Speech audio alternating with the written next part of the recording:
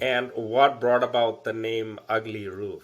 Yeah, it's a good question. So you can sell this as a get rich quick scheme of, you can go sell $10 million in rejuvenation and make $5 million a year doing it. But the truth is it's not scalable that way. And I don't think it's ethical. I value repairs as well at an average ticket of $5,000 instead of $1,200. Now you've got more profit coming into the business, and Hi everyone, welcome to another episode of the Roofing Marketer and Home Industry Podcast. Today I have Jonathan with me. Jonathan's going to be the first guest that I am hosting that is in the roof rejuvenation business. He also had a roofing business. So welcome, Jonathan. Please introduce yourself, your company, and where you're located. Yeah, thank you. It's great to be here today. So it is Ugly Roof. We are actually located out of the Pittsburgh area.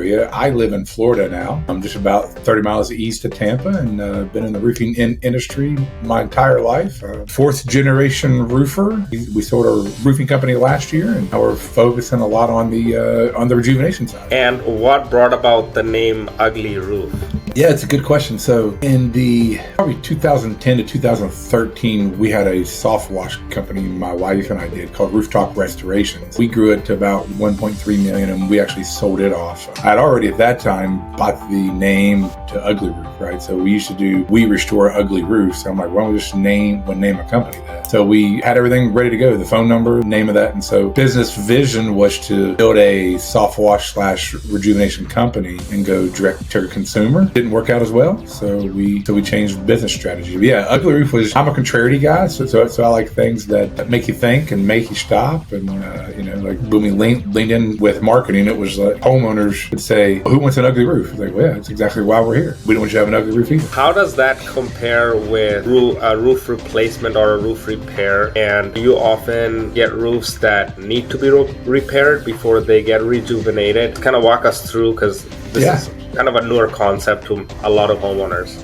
No, this is a perfect question. So from a roofing company side, we looked at it as another tool in the toolbox. It really helps with the marketing side, because what we found over the last 5-6 years now, because we started this in 2019, is that not all these roofs are rejuvable, if you will, or even repairable. So we have a whole inspection process to try to help the contractors know what is and isn't. So most of the time it turns into a new roof, right? So, but it's a good lead generation tool for the roofing contractor. There's also a good high quality, low cost value for the homeowner if it can be repaired and rejuvenated. So that's been our stance as roofing contractors first. And let's do the right thing. Let's inspect the roof.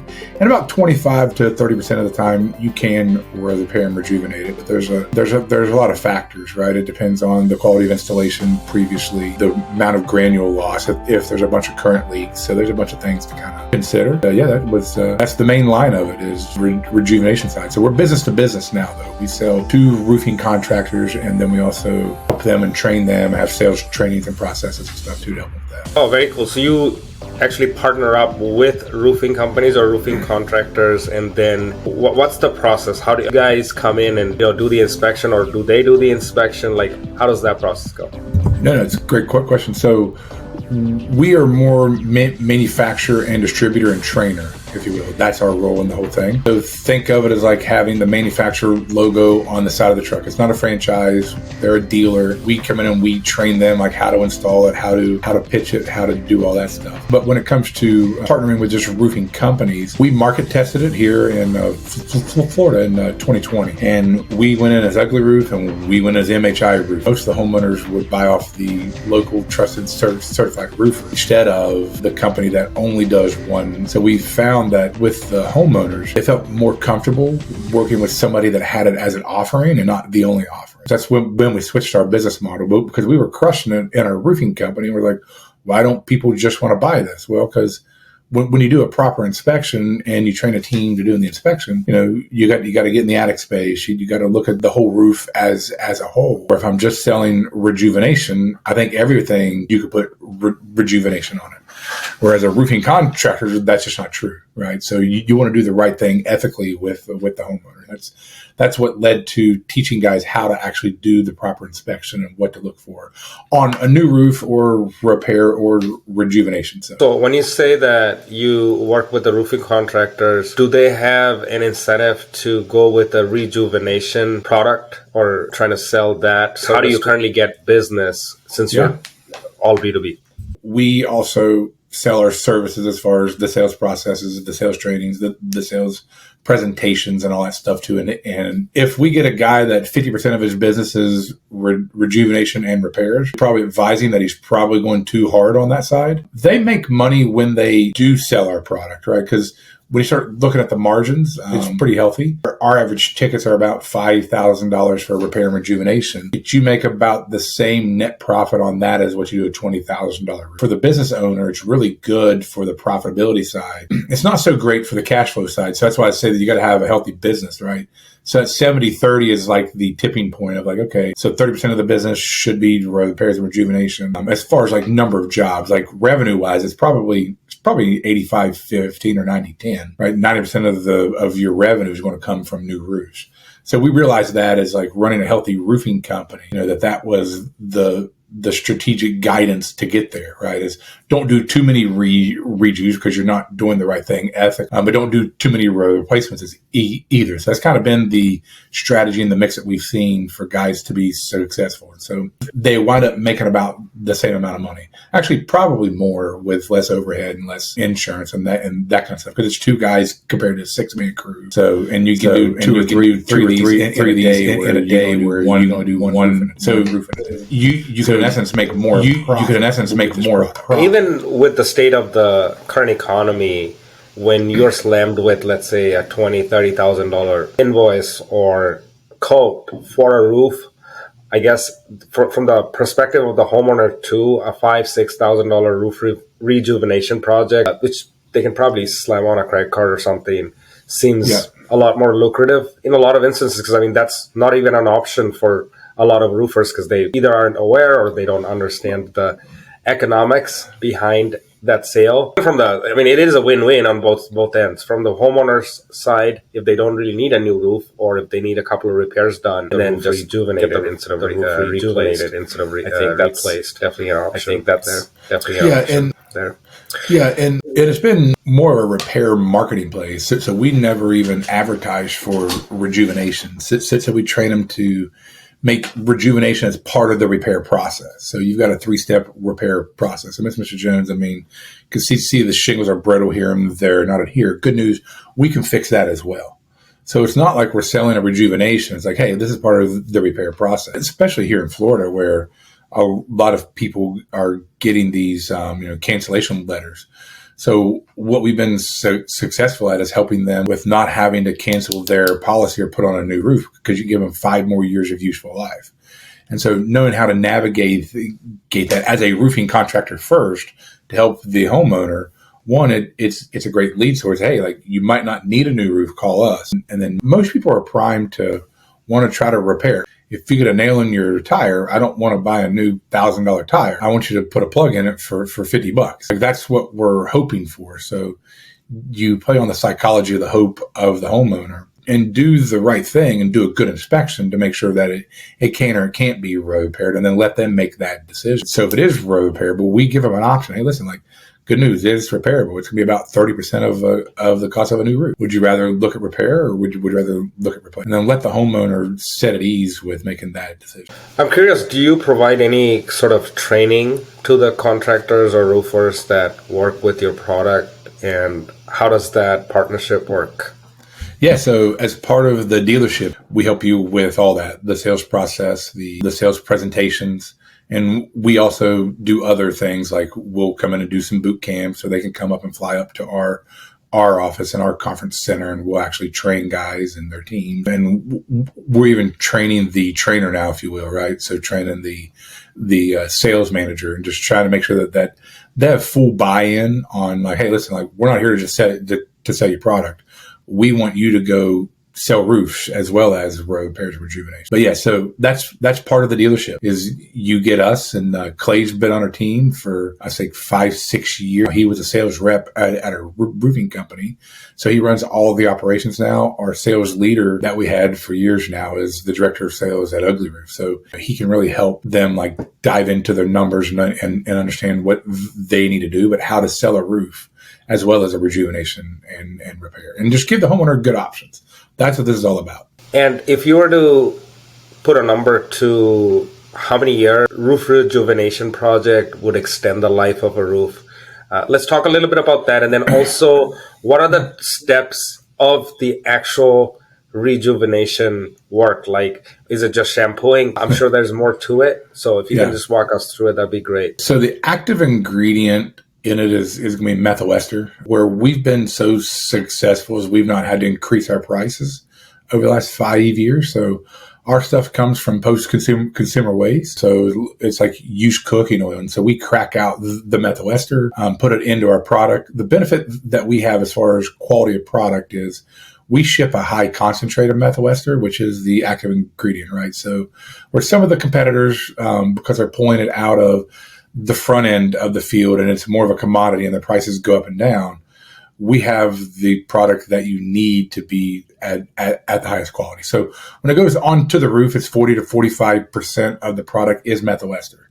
So you got static testing and the dynamic testing. So the static testing says that after five years, we still have 80+% of the oil in the ship. The dynamic testing is still close to 80%, but it's right under. It's like, in the mid to upper 70s. So, the real world versus lab, that's what we like to do. So our product actually fully penetrates and fully saturates into the ship. Just trying to make sure that when you create a product, right, like we want to have the best product that's out there. But at the same time, you got to make it affordable. So our supply chain has been very stable because of that. And I'm guessing you have these contractor relationships nationwide. Like, what does, let's say a roofing company has obviously the roof replacement product. Is this most or, repair product or all of the other roofing services that typically a roofing company provides? Do they have to be in business for a certain amount of years? Like, do they have to go through certification?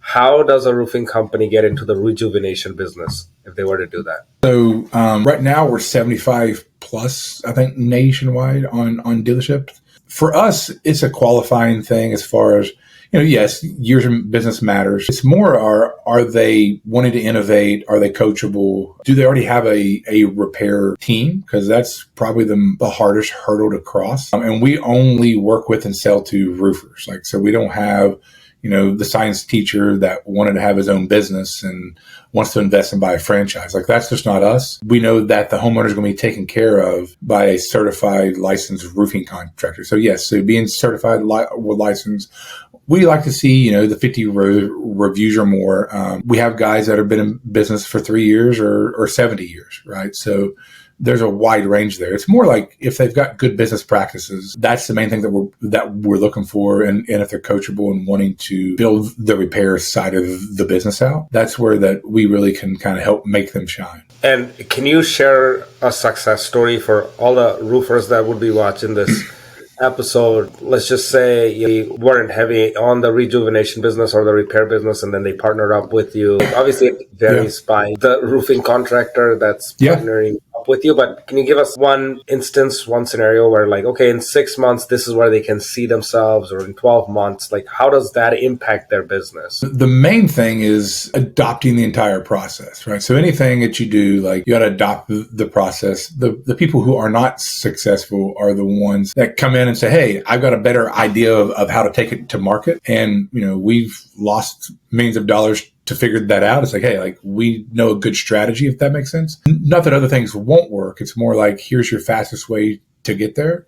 Some of the best success stories are the guys that dig in, they spend the time, they come to the boot camps, and then they get their team trained up. It's a good 3 to 6 month launch to actually understand and know what you're selling and how to inspect the roof. So it is a partnership back and forth that way. I would say that for most of the successful people that we have, they're adding 3 to 5% EBITDA on their bottom line after a year. So that's a huge change, but it takes that 3 to 4 month ramp to actually get up there. But if you can add that 3 to 5% EBITDA after a year to the bottom line, and that's just showing that they're maximizing all opportunities. Now their sales guys are closing at 50, 60% because they're closing high value repairs as well at an average ticket of $5,000 instead of $1,200. Now you've got more profit coming into the business, and if they sell 10 projects this month and 3 are high quality rejuvenations and 7 are high quality roofs, like now they're really closing at 50%. So it gives you more opportunities, and the homeowner is at ease more because it's like they're not just trying to sell me a new roof. They're trying to see if the roof is repairable. So we train the teams to look at repair first. Let's see if we can repair this first, and then do everything that you can to try to find a way to repair it, knowing that the numbers are on your side, that 70 to 80% of the time, it has to be a new roof. So we could sell this as a get rich quick scheme of, you can go sell $10 million in rejuvenation and make $5 million a year doing it. But the truth is it's not scalable that way. And I don't think it's ethical, because if you're able to do that much business in one little location of just rejuvenation, like you're probably spraying things that shouldn't be sprayed. You spoke about boot camps. So just walk us through a little bit on where do these boot camps happen, how someone can sign up if they're in the roofing industry, and if they're online, if they're in person, and if they have to pay to get in to these boot camps. Yeah, so it's 2 different products. The actual boot camp is if you're a dealer. So yes, it is a pay to be there, right? Because we've got a lot of time invested into it and the facilities and stuff. But they can bring their team. We bring in multiple teams at once, kind of like a conference setting, 30 to 50 people at once, and then train them on the entire sales process in 3 to 5 days. We also now have trained the trainer mechanism as well, to where we will take your sales manager and then help train them on how to, do role play with this stuff, how to hold your team accountable, know what it is that you're talking about with the product. And that's a 4-month course that we have. And that's part of the first step is you got to be a dealer first, right? So we're very protective over our dealers. We do have train the trainer program outside of Ugly Roof dealership, but it doesn't teach you how to do the rejuvenation side. It's just how to sell it, right, to make the homeowner feel comfortable. So before somebody gets into the roof rejuvenation business, what are maybe the top 3 things they should look at or consider before adding this as a service? That's a great question. I think the main thing, the first thing you got to consider is do I want to do repairs, right? Which we think is highly profitable. This changed us from 1,000 to 5,000 average ticket. And then I think you got to ask yourself too is mitigation of risk. So we offered 5-year repairs, but only on the spot that we worked on. So if I'm putting in a new skylight, why wouldn't I go ahead and charge $6,000 to do the whole roof for the rejuvenation, and then put the skylight in for $2,500? Let's say that's what the ticket is. So I would ask yourself, if you don't like to make money, then I don't know if you want to do this, right? Because I think it diversifies you well enough that it's very, very profitable. And also, one thing too that I think it did is you're able to build out a repair department. So when you have a warranty repair, we responded immediately, same day, because we had the profit there to pay high-end repair techs to stay on staff, because we're selling the profitable side of this. And so it's profitable for the roofing contractor, but it's also minimal costs with the homeowner, right? But it helps pay to get your staff to stay on staff, to get through the winter months or the slow months or the rainy seasons or whatever it is, to hire that high-end talent and to keep them on board. So I would ask, do I want to have better talent? And if the answer is yes, then I would definitely start selling rejuvenations as part of your product offering, because that will help recruit better talent and retain them longer because you have more profit to pay. Yeah, that's a challenge a lot of roofing companies have in the slower season. They don't even want to do marketing and shut it down, which obviously I advise against, because then that's the time where demand is low and you need to double down on marketing, because that's when you want to be top of mind, basically be the go-to, because low demand means there's also lower supply, given that not a lot of people are doing marketing. So yeah, absolutely helps with cash flow if they have an additional service in the mix. I want to, finish with this, Jonathan, thanks so much for your time. Where can people find you online? Website, social media, and what's the best way to get in touch with you? You know, they're looking to just learn more about this roof rejuvenation business. Yeah, so a couple ways. So uglyroof.com, that's where everything lives there. If you want to find me personally, go to johnbroce.com. So my name's spelled there, Jon, no H. And then, you can kind of just learn more about who we are and what we do. But the Ugly Roof side is really fun, and we've got a good team over there and a great product. And I love to watch contractors grow. So our whole thing is about making impact, watching them grow. So whether it's in the consulting side or in the training side, or just helping. I mean, a lot of the dealers have become best friends. You know, I mean, I've got a lot of guys that they've become really good friends, and we've helped change their business, and they've helped change ours as well, but because they give really good feedback. So we try to be a good channel partner and make sure that we're helping our dealers grow, you know, in every aspect of their business. I will put the links in the description of this podcast, so check out johnbroce.com, correct? Yes, sir. Online, or uglyroof.com. That's the website. And feel free to connect with him on LinkedIn. I'll drop the link in the description section. And for those of you guys watching, please do subscribe and put a like. Let us know what you thought of this episode, and follow us at The Roofing Marketer on all the social media channels: YouTube, Instagram, TikTok, LinkedIn, Threads. And we will see you in another episode. Thanks, John, again for your time, and hope to have you on another episode someday. Absolutely. Thank you. It was fun. Thank you.